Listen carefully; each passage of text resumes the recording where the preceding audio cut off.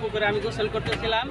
গোসল করা অবস্থায় দেখি এই অবস্থা, মানে গাড়ি কন্ট্রোল হারিয়ে মসজিদের এই জায়গায় আপসা হয়ে গেছে। গাড়িটা কন্ট্রোল হারিয়ে ব্যালেন্স ঠিক রাখতে পারি না, ওই অবস্থা গাড়ি কাইতে রাস্তার পাশ দিয়ে গেছে শরীফ মিলের জুট মিলের পাশে।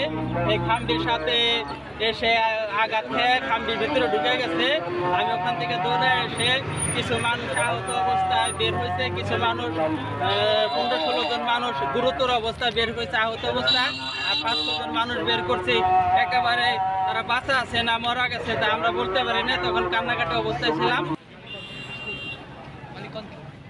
ওভারটেক করার জন্য ডাইনে ঢুকছে, সামনে গাড়ি আইছে, পুরো ডাইনি চলে গেছে। গাড়িটা ডাইনি চলে যায়, পাঁচলাটা বামে নামে যায়, ডাইনি মুসাতে উঠতে যায়, পুরো গাড়িটাকে দুমড়ে মুচড়ে খাম্বার সাথে এসে বাড়ি।